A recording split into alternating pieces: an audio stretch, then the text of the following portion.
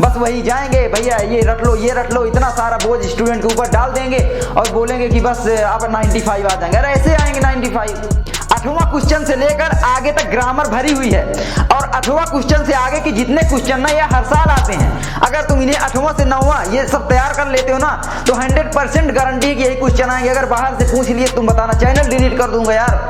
क्या बात करते हो तुम लोग कि मेरे बोर्ड एग्जाम में नंबर नहीं आ गया, अभी बताता हूँ। हाँ मेरे छोटे भाई बहनों, क्या हाल है। इस वीडियो में मैं आपको बताने वाला हूँ कि तुम किस प्रकार से 95% मार्क्स से एबव ला सकते हो ऑल सब्जेक्ट में, वो भी केवल 100 दिनों में, बिल्कुल। और तुम्हारे एक भी मिनट, एक भी सेकंड बर्बाद नहीं जाने वाली है, तुम्हारे भैया की फुल गारंटी है। तो कुछ मिनटों तक वीडियो को देख लेना मन हो, और वरना नहीं मन तो स्किप करके जा सकते हो, तुम्हारा ही नुकसान है। तो देखो, मैं सबसे पहले बात करता हूं कि तुम कैसे 95% लाओगे। अब तुम बोलोगे भैया किस बेस पर बोल रहे हो तुम, तो मैं तुमको बता देता हूं पिछले अपने 2 साल के एक्सपीरियंस और इतने सारे मॉडल पेपर के बेस पर मैं बोल रहा हूं। जो भी बोलूंगा तो तुम समझ सकते हो, ठीक है, कि 10 मिनट में मैं तुम्हें कम से कम 2 साल का एक्सपीरियंस पूरा देने वाला हूं। तो देख सकते हो, अब मेरे पास ये सारे मॉडल पेपर हैं, इनको साइड में अब रख देते हैं। अब सबूत आपको मिल गया। तो देखो, मैं एज्यूम करता हूं कि तुम कम से कम 8 घंटे तो पढ़ोगे ना। 8 घंटे कह दो, हाँ पढ़ेंगे। तो 8 घंटे तुम पढ़ना। 8 घंटे में तुम्हारे पास पूरे कितने घंटे हुए कि तुम्हारा एग्जाम आने वाला है 100 दिन के अंदर, मान लो तो 800 घंटे पढ़ाई वाले 800 घंटे हुए ये, ठीक है, पढ़ाई वाले। वैसे तो तुम 10 घंटे करोगे तो और बेहतर है, 200 घंटे तुम्हारे बढ़ जाएंगे, तुम्हारे पास 1200 घंटे हो जाएंगे। लेकिन 8 घंटे में एज्यूम कर रहा हूं क्योंकि बच्चों का इतना ही फोकस बन पाता है। 800 घंटे हैं तुम्हारे पास, ठीक है, पूरे सब्जेक्ट, इनमें से इतने सब्जेक्ट हैं। अब यहां पर समझना कि पर डे एक क्वेश्चन तैयार करते हो, एक क्वेश्चन 100 क्वेश्चन, ध्यान देना, 100 क्वेश्चन तुम तैयार कर लोगे। हर सब्जेक्ट का मैं बोल रहा हूं पर डे एक क्वेश्चन तैयार करना है। बच्चे क्या करते हैं कि नहीं तैयार करते, बोलते हैं कल पढ़ेंगे। तो मैं इसीलिए कम बोल रहा हूं, कम से कम तुम एक क्वेश्चन तो तैयार करो यार। ना तैयार करने से तो बेहतर है, तुम लोग रोज बहाने बनाते रहते हो कि यार हम कल से तैयार करेंगे, कल से तैयार करेंगे, और कितने कल आए, कितने कल चले गए, लेकिन तुम्हारा कुछ भी तैयार नहीं होता। ये मुझे सबसे बुरी बात लगती है एक स्टूडेंट की। 100 क्वेश्चन तुम तैयार कर लोगे। अब यहां पर मैं हिंदी की बात करूं सबसे पहले, तो हिंदी में अगर तुम पर डे एक क्वेश्चन तैयार करते हो तो 100 क्वेश्चन तैयार होते हैं, ठीक है। तो 100 क्वेश्चन अगर तुम टोटल तैयार करते हो तो कौन कौन से करोगे। मान लो मैंने एज्यूम किया कि 50 क्वेश्चन तुम रचनाएं कर लोगे, रचनाएं एवं उनके कवि, क्या कवि लेखक, चाहे जो भी बोलो, ठीक, कवि लेखक, इतना तो कर लोगे। अब 50 क्वेश्चन जो बचते हैं वो क्या बचते हैं भैया, तो 50 क्वेश्चन जो याद करने वाले हैं वो आते ही नहीं भाई। मैं सही बोल रहा हूं, 50 क्वेश्चन जो हैं वो तुम्हारे बोर्ड एग्जाम में हर साल आते हैं। रोला सोठा छंद हो गया, रोला सोठा छंद हो गया, उपमा अलंकार, उत्प्रेक्षा अलंकार, रूपक अलंकार, ये सब चीजें आपके हो गई, संधि विच्छेद हो गया, ठीक है। ये सारे तो मतलब निर्धारित ही हैं यार कि आने ही आने हैं। तो ये क्वेश्चन ही क्या हुए, मतलब जो अगर पहले से पता है कि एग्जाम में आने ही वाला है तो वो क्वेश्चन ही नहीं हुआ, वो तो एक तुम्हें तोहफा मिल जाता है। और मैं बता दूं ना, 10th में सबसे बड़ा तोहफा यही मिलता है कि अथवा में बहुत सारे क्वेश्चन पूछे जाते हैं। और तुम जब जाते हो ना अपने कॉलेज या वहां पर जो पेपर बनता है अर्धवार्षिक परीक्षा में ना, मैं उन मूर्खों को यही बोलना चाहूंगा कि बच्चों को सबसे पहले डरवा देते हैं, और ये हकीकत है। मिला लेना अपने बोर्ड एग्जाम का पेपर और जो 6 महीने वाला जो एग्जाम होता है ना स्कूलों में, मिला लेना। अगर बोर्ड एग्जाम वाला सरल ना लगे तो मेरा नाम बदल देना। क्या बात करते हो तुम लोग, हाँ। मैं यहां पर अगर हिंदी के मान लो ले लेता हूं, ठीक है, तो यहां पर मैं अगर दिखाता हूं, रुको, ठीक है, तो यहां पर देखो मैं बता देता हूं। 9वां क्वेश्चन जो आता है ना, सॉरी 8वां क्वेश्चन से लेकर आगे तक ग्रामर भरी हुई है, और 8वां क्वेश्चन से आगे के जितने क्वेश्चन ना ये हर साल आते हैं। अगर तुम इन्हें 8वां से 9वां ये सब तैयार कर लेते हो ना तो 100% गारंटी है कि यही क्वेश्चन आएंगे। अगर बाहर से पूछ लिए तुम बताना, चैनल डिलीट कर दूंगा यार। क्या बात करते हो तुम लोग कि मेरे बोर्ड एग्जाम में नंबर नहीं आ गया, अभी बताता हूं। देखो, ये सारे क्वेश्चन तुम देख लो, फोकस कैमरा यहां पर करेगा, ठीक है, तो यहां पर देख लो, मैं ये बगल में लगाए दे रहा हूं। ये सारे क्वेश्चन बोर्ड एग्जाम में आते हैं, कौन बोलता है कि नहीं आते हैं। और तुमको रटवाने लग जाते हैं वो स्कूल वाले, तुम्हारे जो टीचर हैं। आधुनिक काल की विशेषताएं, ये रट लो, इतने अलंकार याद कर लो, क्या तुम्हारी जिंदगी में कभी काम आएंगे। और अगर तुम रट कर पढ़ रहे हो तो बातें मैं कर रहा हूं, अगर एग्जाम देने के लिए तुम पढ़ रहे हो, नंबर लाने के लिए पढ़ रहे हो, तो वही मैं बातें कर रहा हूं कि तुम्हें गलत डायरेक्शन दी जा रही है। सही बता रहा हूं, क्यों। अगर नंबर आ जाए तो थोड़ा मुझे मेंशन कर देना कि मेरे व्हाट्सएप पर अगर आ जाए ना एग्जाम दोगे तो वापस आकर यहाँ पर कमेंट एक बार कर देना कि भैया तुमने जो बताया था वो बिल्कुल सही बताया था। ठीक है। आज मैं थोड़ा मतलब एक एग्रेसिव टाइप हो गया हूँ, वो यही कारण है कि तुम्हारे स्कूल द्वारा गलत डायरेक्शन दी जाती है, तुम्हारे अगल बगल सराउंडिंग में गलत डायरेक्शन तुमको मिलती है। मैं ये नहीं बोल रहा हूँ हर कोई देता, लेकिन बहुत कोई देते हैं। 6 नंबर के निबंध कभी रटा जाता है? निबंध तुमको केवल पढ़ना है, जाकर लिख देना है। निबंध का मतलब यही होता है, केवल हेडिंग पढ़ लो, थोड़ा बहुत तो याद रखोगे ना। मैं ये बोल दूं जितने 2020 के क्वेश्चन पेपर में जितने निबंध आए थे, अगर तुम उन्हीं तैयार कर लेते तो दावे के साथ में बोल सकता हूँ एक निबंध जरूर तुम्हारे बोर्ड एग्जाम में फंस जाएगा। क्यों? क्योंकि देखो मैं बताता हूँ, इसमें कम से कम 2, 2, 4, 5 निबंध पूछता है। 5 निबंध में तुमको एक निबंध करना होता है। अगर तुमने 5 निबंध तैयार कर लिए तो तुम्हारे कौन माइकल आल है कि इसमें से अलग क्वेश्चन तैयार कर देगा। और अगर इतने निबंध तैयार कर दिए, किसी का भी निबंध पूछ लेगा, तुम्हारे माइंड में इतने शब्द रहेंगे कि तुम किसी का भी निबंध लिख सकते हो यार। अगर कोविड-19 का पूछे तो तुम नहीं लिख सकते। इतनी न्यूजें देखी, इतनी सारी चीजें देखी, लेकिन नहीं, हमको तो भाई विद्या क्वेश्चन बैंक में या जो भी दिया है ना, जो ये राजीव क्वेश्चन बैंक या कोई भी क्वेश्चन बैंक है, उनमें जो दिया हमें उन्हीं को रटना है, जो बुक में दिया है उसी को रटना है। ये सारी चीजें तुम गलतियां करने लग जाते हो, फिर बोलते हो हमारे भैया नंबर नहीं आए। और जो स्मार्ट वर्क करने वाला होता है वो मान ले जाता है 95, 98। और यही गलतियां मैंने भी की थी। इसीलिए दुख आज होता है कि अगर वो टीचर अगर मुझे डायरेक्शन दिए होते तो मैं भी कहीं आज यूपी में टॉप किया होता। लेकिन क्या ही करेंगे, अब पास हो गए भाई, दोबारा नाम तो लिख नहीं जा सकता था। सच बता रहा हूँ, फेल होने के लिए मैं कॉपी में काला काला कर दिया था पूरा 2-3 सब्जेक्ट में, लेकिन फिर भी पास कर दिया गया। मैंने सोचा एक साल अगर बर्बाद होगा तो भाई अगले साल टॉप करेंगे, लेकिन नहीं हो पाया। बोलते हैं ना कि किस्मत आप अपने हाथों से नहीं लिख सकते, वही बात है। तो आज थोड़ा एग्रेसिव में बात कर रहा हूं, क्योंकि तुम्हें गलत डायरेक्शन जो दी जाती है ना, वो तुम लोग समझते नहीं हो। ठीक है, तो मैं ये बोल रहा हूं, कवि लेखक जितने भी हैं, मान लो 3 जीवन परिचय याद करना है, ठीक है, 3-3, तो उसमें तुम्हारे 6 नंबर बन जाते हैं। और मैं बताना चाहूंगा जो संदर्भ व्याख्या है, संदर्भ एक जैसा ही रहता है। लेखक अपने चैप्टर का याद कर लो। क्या दिक्कत है तुम लोगों को यार? मैंने एक वीडियो बनाई हुई है, जल्दी बना दूंगा, हिंदी में कैसे लाओगे तुम 95, 98, क्योंकि वीडियो लंबी हो जाएगी। ठीक है, तो तुम कवि लेखक है, और ये जो 8वां और 9वां क्वेश्चन है, ये सारे क्वेश्चन तैयार कर लो। 100% यही आने वाले हैं क्वेश्चन पेपर से। अगर तुम पिछले क्वेश्चन पेपर से तुम तैयारी कर लेते हो, अगर पिछले क्वेश्चन पेपर में जितने क्वेश्चन आए थे, अगर तुम उन सब को लिख लेते हो पिछले 3 सालों के बोल रहा हूं, वैसे अगर पिछला 1 साल का पढ़ोगे तो तुम्हारे 90% तो पक्के हो जाते हैं। और अगर पिछले 3 सालों में जो जो क्वेश्चन आए अगर तुम पढ़ लेते हो तो तुम्हारे कम से कम 95 से ऊपर मार्क्स क्लियर हो जाते हैं। अब बोलोगे भैया केवल 5% के लिए हमें 2 क्वेश्चन पेपर सॉल्व करना पड़ेगा। हाँ, करना पड़ेगा। क्यों?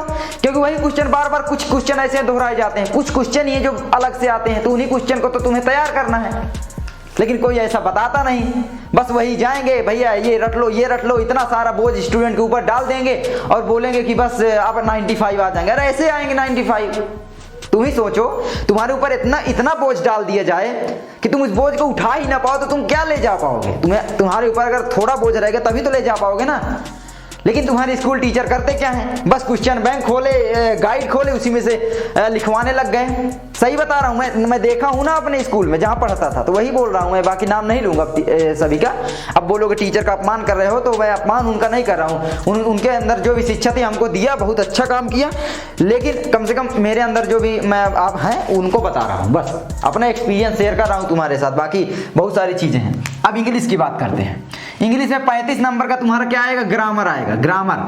और 35 नंबर के, ठीक है, और 35 नंबर के तुम्हारे क्या आएंगे? क्वेश्चन आंसर आएंगे। अब क्वेश्चन आंसर में भी मैं बता दूं, क्वेश्चन आंसर में तो ये डायरेक्ट इनडायरेक्ट आपका आएगा, बहुत सारी चीजें ग्रामर में। ठीक है, तो ग्रामर तो देखो तुम्हें रटकर कभी तैयार नहीं करनी चाहिए, मेरा मानना है। क्योंकि देखो इतना 35 number grammar, 35 number question answer. Question answer में आपका 4 नंबर का लॉन्ग क्वेश्चन आएगा, एक लॉन्ग, और यहाँ पर 4 नंबर का ही शॉर्ट आएगा। अब यहाँ पर थोड़ा सा जो मजा है ना वो मैं आपको बताता हूँ। लॉन्ग क्वेश्चन में 2 क्वेश्चन पूछता है, जिनमें से एक क्वेश्चन तुमको आंसर देना होता है। लेकिन अगर तुम बोर्ड एग्जाम के पहले वाला पेपर देखोगे अपने स्कूलों का, तो वहां पर तुम देखोगे एक क्वेश्चन में 1 करना होगा। अथवा में है ही नहीं भाई, बच्चे डर जाते हैं, जब हम इसको सॉल्व नहीं कर पाते तो बोर्ड का कहां पर कर पाएंगे? बोर्ड का सरल होता है भाई, सच बता रहा हूं, ये मेरे साथ भी घटना हुई थी, तभी बता रहा हूं। हो सकता है तुम्हारे स्कूल वाले अच्छे हो तो बाकी अच्छा बना दे, नहीं तो आपको डरवाया जाता है शुरू से ही। पता नहीं रचनाएं कहां की पूछ लेगा, जो कि मतलब बच्चों के याद ही नहीं रहेंगे। भाई तुम्हारे जितने पाठ्य पुस्तक में लेखक कवि है ना, केवल उनकी रचनाएं तैयार कर लो, उनका जीवन परिचय सब कुछ उनका घोट कर पी लो, तुम्हारा रचनाएं जीवन पर इनसे नंबर नहीं कटने वाले, मैं सही बता रहा हूं तुमको, ठीक है। उसकी ट्रिक तो मैं बताते ही जा रहा हूं, पढ़ाते ही जा रहा हूं, ठीक है। तो 2 क्वेश्चन है इसमें, आपके कितने आएंगे? 2 क्वेश्चन, सॉरी 3 क्वेश्चन आएंगे इसमें। 3 क्वेश्चन में आपको 2 करने होंगे, इसमें 2 आएंगे तो 1 करने होंगे।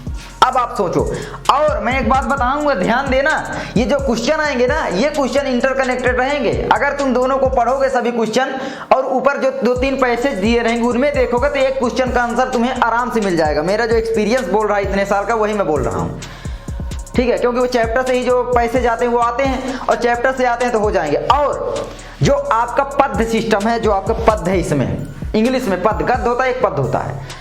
पद जो है जिनमें मतलब पोएम वगैरह होती, उनमें के क्वेश्चन आंसर याद करने की तुम्हें बिल्कुल भी जरूरत नहीं है। टीचर उसके भी रटाने लग जाते हैं ना, नहीं याद करने। सप्लीमेंट्री रीडर के कर लो, और जो पहले हैं गद्य उसके कर लो बस। और तुमको जो पोएम वगैरह इनके क्वेश्चन आंसर याद करने की बिल्कुल जरूरत नहीं है, क्योंकि उनमें से क्वेश्चन आंसर आते ही नहीं। मैं जानता हूँ नंबर पाने के लिए ये वीडियो देख रहे हो, तो नंबर ही पा लो आज, ठीक है। तो ये हो गया 2 नंबर का। तो तुम्हारे कितने हो गए? 8 नंबर तो यहाँ पर हो गए। 4 नंबर का तुम्हारा जानते हो क्या आएगा भाई? मीनिंग आएंगे। सिंसोनियम क्या होता है वो, ठीक है, पर्यायवाची, हिंदी में मैं बोल दूं सिंसोनियम। तो पर्यायवाची आएंगी, पर्यायवाची में तुम्हें मिलान करना होगा, तो मीनिंग तो आनी ही पड़ेगी। अगर मीनिंग आएगी तो क्वेश्चन आंसर याद करने में आसानी होगी। तो मीनिंग तो तुमको पढ़नी पड़ेगी। देखो इंग्लिश में भाई ये तो कोई ट्रिक नहीं है, सभी को रटना पड़ता है, सभी को पढ़ना पड़ता है ना। 4 नंबर का तुम्हारा पैसे, मैंने सोचा 6 नंबर का आता है, क्योंकि इंग्लिश हिंदी में आता है तो मुझे कंफ्यूजन हो गई थी, बाकी मुझे सब तैयार था, ठीक है। तो एक पैसेज आएगा, किसमें? पैसेज आएगा 4 नंबर का। 4 नंबर का पैसेज आएगा, इसी में कुछ संदर्भ लिखना पड़ेगा, कवि का नाम याद होना चाहिए, पाठ का नाम याद होना चाहिए। तो ये सारी चीजें सारे चैप्टर तुमको कर ही लेना है, ठीक है। तो 4 नंबर तुम्हारे इसमें क्लियर हो जाते हैं। और बाकी 2 नंबर तो तुम नहीं पढ़े रहोगे, तो मतलब जो क्वेश्चन आते हैं इसी में से आएंगे, तो इसी में ढूंढ के तुमको लिखना पड़ेगा, तो कर ही लोगे। तो 4 नंबर ये हो गया, 4 ये पूरे तैयार हो गए। उसके बाद मैं बता दूं 4 नंबर का पैसेज जो है, ठीक है, 4 नंबर का पैसेज जो है आपका पद से भी आएगा, ठीक है, पद से। और एक बात मैं बोलना चाहूंगा, सेंट्रल आइडिया तुमको बिल्कुल भी नहीं रटने की जरूरत है। कौन कहता है सेंट्रल आइडिया याद करोगे? मैंने मुझे भाई ये सेंट्रल आइडिया याद कर रहे हैं, क्या कर रहे हो भाई? टाइम बर्बाद कर रहे हो तुम लोग। अगर रट रहे हो तो मैं बात कर रहा हूँ, सेंट्रल आइडिया रटने वाली चीज नहीं है। चैप्टर से रस निकाल कर अपने से लिखना पड़ता है, लेकिन टीचर जो रटा देते हैं वही रटने लग जाते हो। तो वैसा काम मत करो भाई, वैसा काम मत करो, सही बता रहा हूँ। तुम क्या करो, केवल तुम 8 लाइन की एक पोयम याद कर लो, 3 नंबर तुम्हारे कहीं नहीं गए। अथवा में पोयम पूछेगा ही पूछेगा सेंट्रल आइडिया के साथ। तो क्या जरूरत है, उसे बोलेगा इस चैप्टर का सेंट्रल आइडिया लिखो, और उस चैप्टर का नहीं आता तो बैठे रहो, या तो पूरे चैप्टर का सेंट्रल आइडिया याद करते बैठते जाओ। तो सबसे सरल तरीका क्या है कि 8 नंबर की तुम पोयम याद कर लो। लेकिन ऐसा कोई बताता नहीं, तुम्हारे स्कूल में सेंट्रल आइडिया लिखवाने लग जाते हैं भाई। आज एक बार में वीडियो बन रही है, क्योंकि जो भी गलतियां हो नहीं रही, गलतियां होने की चांसेस भी नहीं है, क्योंकि मैं आज तुम्हें बिल्कुल फ्रेंडली बातें कर रहा हूं। जो भी है थोड़ा सेंसिटिव हूं, समझ लो बस। और हाँ, टाइम टेबल बनाकर मत पढ़ना, ठीक है, मैं अभी तुमको बता रहा हूँ। एक दिन के मैं टाइम टेबल फॉलो नहीं होता तो अगले दिन फॉलो करने की कोशिश करते, इसी तरीके से चलते जाते हो और तुम्हारा लास्ट में एग्जाम आ जाता है। और ये मेरे साथ भी हुआ, तब मैंने देखा कि सारे बच्चों के साथ होता है। तुम्हारे साथ भी ऐसा हो रहा होगा, कमेंट कर देना नहीं हो रहा हो तो, मैं गारंटी के साथ बोल रहा हूँ। बाकी बहुत ही कम बच्चे जो टाइम टेबल फॉलो कर पाते हैं। और सभी लोग बोलेंगे टाइम टेबल ये वाला बना लो, 95% ले आओ। भाई क्या ही चल रहा है यूट्यूब में आजकल, हाँ ये हाल है आजकल। मैं इसीलिए टाइम टेबल की एक भी वीडियो आज तक नहीं बनाया। क्यों नहीं बनाया? हमेशा इसका विरोध में। साइंस की बात करते हैं। साइंस में आप पढ़ लो मोस्ट इंपॉर्टेंट क्वेश्चन और इंपॉर्टेंट क्वेश्चन। इनको पढ़ने के लिए सबसे पहले तुम्हें चैप्टर देखो, ध्यान से पढ़ना पड़ेगा सारे चैप्टर, तब जाके तुम्हारे इसमें कितने आएंगे, कम से कम मोस्ट इंपोर्टेंट इसमें 90% आ जाएंगे। 5% की जो रेस है ना, या 8-9% की आखिरी जो रेस है, उसमें बहुत मेहनत लग जाती है, ठीक है, आखिरी में ही दौड़ में मेहनत लगती है। तो ये तो आ जाएंगे आराम से 90, लेकिन 90 के ऊपर तुम जाओगे तो तुम्हें बहुत सारी चीज़ें न्यूमेरिकल वगैरह सॉल्व करने आने चाहिए। तो बहुत ही सरल होते हैं, नहीं आते तो कमेंट करो, मैं बताऊंगा। न्यूमेरिकल बहुत ही सरल होते हैं। हाँ, विद्युत और लेंस दोनों में से मतलब न्यूमेरिकल आते हैं, तो 4-4 नंबर के होते हैं। अब विद्युत वाले से अथवा में रहेगा या तो लेंस वाले, तो मतलब अगर तुम्हारे लेंस वाला चैप्टर कंप्लीट है तो विद्युत वाला नहीं है तो तुम्हारा थोड़ा बहुत नंबर कटेंगे, लेकिन आ जाएंगे, क्योंकि न्यूमेरिकल तो आ ही जाएगा लेंस वाला। तो दोनों ही करे रहोगे तो और अच्छी बात है यार, करे रहो भाई, आगे चल के काम आएगा अगर हाँ मेहनत कर रहे हो, ठीक है। और बाकी तो ये देखो साइंस में तुम्हारे 95 आ ही जाएंगे। मैं ही क्वेश्चन बता दूंगा, बाकी न्यूमेरिकल भी मैं ही करवा दूंगा, और क्या कहूँ इससे ज़्यादा। मैथमेटिक्स की बात करते हैं। इसमें तुम मोस्ट इंपॉर्टेंट और इम्पोर्टेंट देखिए जो बता रहे हैं, मैं सही बता रहा हूँ, अब क्या बोलूँ यार, मुंह से कुछ निकले ना। देखो जो मोस्ट इंपॉर्टेंट होते नहीं। मैथमेटिक्स एक ऐसा तरीका, जैसे 13 चैप्टर है तो 13 तरीके याद करने पड़ेंगे। उन तरीकों के माध्यम से तुम्हारा पूरे चैप्टर क्लियर होते चले जाएंगे। थोड़ा बहुत डाउट होगा उनको क्लियर कर लो। मैथ में ही बच्चों को प्रॉब्लम आ जाती है क्योंकि वो लगाते नहीं। मैं 1 घंटा अगर तुम पर डे लगाने लगो तो मैथ तुम्हें हलवा लगेगी, हलवा, सही बता रहा हूँ। सारे सब्जेक्ट तुमको सरल लगेगी। मैथ्स के लिए मैं बात करता हूँ तो मैथ्स में मैंने बता दिया तुमको कि क्या करना है। केवल और केवल पर डे तुम्हें 2 क्वेश्चन सॉल्व करने हैं, 2 क्वेश्चन। अगर पर डे 2 क्वेश्चन किए तो इसमें 200 क्वेश्चन बनते हैं। और अगर जो भी व्यक्ति 200 क्वेश्चन सॉल्व कर लेगा भाई, तो उसको कौन रोक सकता है यार। 200 क्वेश्चन तुम्हारे पूरे एनसीईआरटी में होंगे। एक चैप्टर में 10 क्वेश्चन, मान लो तो 10-12 चैप्टर में 100 क्वेश्चन, पूरे एनसीईआरटी में 200 क्वेश्चन होंगे शायद। क्या ये यार। और 200 क्वेश्चन में केवल 2, 4, 13, 14, 15 मतलब 20 तरीके होंगे। क्या ये है। फार्मूले थोड़ा बहुत याद कर लो, ये सब हो जाएंगे भाई। मैथ तो मैं लगता है हो जाएगा। हाँ, एक चैनल बताना चाहूँगा, फ्री ऑनलाइन कोचिंग के नाम से है, जाकर उस चैनल को तुम देख लेना, ठीक है। उस चैनल से पढ़ाई कर लेना। मुझसे उनसे कोई संपर्क नहीं है, लेकिन अच्छा जो है, मैं अच्छे की हमेशा अप्रिसिएट करता हूँ। तो जाकर उनको देख लेना। वो भैया मेरे लगते हैं, भैया आप देख रहे हो क्या, संदीप खरे सर, तो देख रहे हो तो कोई बात नहीं, नहीं देख रहे हैं तो भाई पहुँचा दो लाइक वगैरह करके, ठीक है। ये है तो 200 क्वेश्चन हो गए हैं। बाकी सोशल साइंस में अगर हम देखें तो सोशल साइंस, सामाजिक विज्ञान में देखो इसमें क्या है कि तुम्हें कॉन्सेप्ट पर ध्यान देना है। बोल रहे हैं भैया मोस्ट इंपॉर्टेंट हम रोज पढ़ते हैं, रोज यूट्यूब पर देखते हैं, रोज 1 घंटे, कुछ नहीं मिलने वाला। जब तक तुम्हारे कॉन्सेप्ट क्लियर नहीं होते सोशल साइंस में, तुम उसमें कुछ भी नहीं कर सकते। तुम्हें इसमें सबसे ज्यादा शब्द पर ध्यान देना है, शब्द के अर्थ। अब मैं बोलना चाहूँ जैसे राज व्यवस्था का मतलब क्या है, शासन व्यवस्था, एडमिनिस्ट्रेटिव सिस्टम। तो अगर यही का अर्थ नहीं मालूम तो ये बोलो तुम रटने लग जाओगे, रट कर तो तुम नंबर ले आओगे, लेकिन आगे कुछ नहीं होगा। और दूसरी बात, अगर तुम शब्द के अर्थ निकालने प्रारंभ कर दिए दिमाग से ना, तो सही बता रहा हूँ सोशल साइंस बिल्कुल सरल लगने लग जाती है। आज तुम्हारा भैया जो सोशल साइंस पढ़ाता है, कल वही भैया तुम्हारे इस सोशल साइंस से डरा करता था कि कैसे आएगी सोशल साइंस भाई, और वही भैया तुम्हारा मैथ से डरता था, वही भैया तुम्हारा साइंस से डरता था। एक गधा लड़का था तब, तुम अभी ये सोच लो बस। लेकिन कुछ चीज़ें जो है मैंने गलतियाँ की थी, उनको मैं तुम्हें सुधारने के लिए अभी बोल रहा हूँ, ठीक है। तो ये है तो तुम्हारी सोशल साइंस की मैंने 5 सब्जेक्ट की तुम्हारी बता दी। तैयारी कैसे करनी है अब तुम्हारे ऊपर निर्भर करता है। इसमें मैं बता दे रहा हूँ, शब्द पर ध्यान देना हमेशा और कॉन्सेप्ट पर क्लियर करना, कहानी के तौर पर समझे रहना, रटने की कभी कोशिश मत करना। और लिखना, जैसे मान लो तुम गांधी जी के असहयोग आंदोलन के बारे में पढ़ोगे। असहयोग मतलब सहयोग ना देना। अब सहयोग ना देने के माध्यम से जो जो चीजें अंदर तुम्हारे दिमाग में आ रही हैं कि गांधी जी ने क्या क्या किया, उनका सहयोग किस तरीके से बंद करवाए, जितने लोग हैं भाई कर्मचारी वो अपना काम करना बंद कर दी, सारी चीजें। मैं एक उदाहरण दे रहा हूं कि भाई उसी शब्द में क्वेश्चन का आंसर छिपा होता है सोशल साइंस में। असहयोग आंदोलन या बोलो नमक कानून, नमक मतलब नमक, तुरंत दिमाग क्लिक करना चाहिए। गांधी जी ने नमक कानून तोड़ा भाई, वहां पर कहां पर, दांडी में है ना, वहीं पर है, देख लेना, ठीक है। तो मतलब क्लिक करना चाहिए तुरंत। तो सोशल साइंस इस तरीके से तैयार होगी, ठीक है। और बाकी जैसे राष्ट्रपति कैसे चुना जाता है, क्लिक करना चाहिए, ठीक है। कैसे चुना जाता है राष्ट्रपति, सब कुछ मतलब प्रधानमंत्री का चुनाव कैसे होता है तुरंत, कि जनता कैसे कैसे सांसद बनाती है, फिर सांसद कैसे कैसे मतलब वो होते हैं, और प्रधानमंत्री का चुनाव कैसे होता है, पूरा मतलब एक कहानी अगर याद हो जाएगी तो तुम्हें रटने की जरूरत नहीं पड़ेगी। मैं भी रटता था, बहुत बड़ी मेरी गलती थी, आज मुझे समझ में आ रही है बस। अब मैं कला में देखो भाई, मैं सही बता रहा हूँ, मैं अभी भी पीछे हूँ। बाकी चित्र वगैरह अगर बनाना चाहते, नंबर आ जाते हैं खूब यार कला में। मेरे भी आज मुझे कुछ भी नहीं आता, सही बता रहा हूँ। कला में मतलब साल भर कुछ बनाया ही नहीं था, लेकिन 80 नंबर आए थे शायद, तो आ जाते हैं। बाकी कला में आप बनाना अच्छे अच्छे चित्र बना लोगे तो 90-95 फोड़ दोगे। और कॉम यहाँ पर हो जाएगा, कला हो गया आपका, ठीक है। और यहाँ पर मान लो संस्कृत वगैरह ले रहे हो, संगीत ले रहे हो, ये सारी चीज़ें तो आप अपने से कर लेना, ठीक है। मैं इनके बारे में सही बता रहा हूँ, नहीं बता पाऊँगा मैं, क्योंकि मैं खुद इन पर एक्सपीरियंस नहीं है तो मैं उसको नहीं बताता, जो एक्सपीरियंस है मैं वही बताता हूँ। वीडियो लंबी हो गई तो उसे माफ़ करना, लेकिन मैंने आज तुम्हें निचोड़ बता दिया कि किस तरीके से तुम आखिर 95 लाओगे।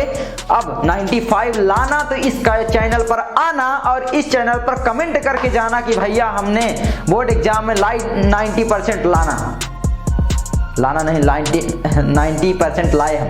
और हाँ, मैं तुम्हें व्हाट्सएप पर अपने मुझे फिर बताना और मैं आपको करूँगा मेंशन अपने चैनल पर कि किस तरीके से लाए, तुम्हारा इंटरव्यू मैं लूँगा। तो मैं मिलता हूँ आपसे अगली वीडियो में, तब तक के लिए पढ़ाई करते रहो, मचाते रहो और अपने इस विकास भैया का नाम रोशन करते रहो। और हाँ, अपने देश के साथ साथ अपने माता पिता सभी का, अपने ज़िले का, अपने गाँव का नाम रोशन करते रहो। और हम भी ऐसे ही मचाते रहेंगे और तुम्हारे लिए नई नई वीडियो लाते रहेंगे। तब तक के लिए जय हिंद, जय भारत, वंदे मातरम। पहले विटामिन सी ले लूं क्योंकि इसमें इस वीडियो में बहुत ज़्यादा एनर्जी लगने वाली है।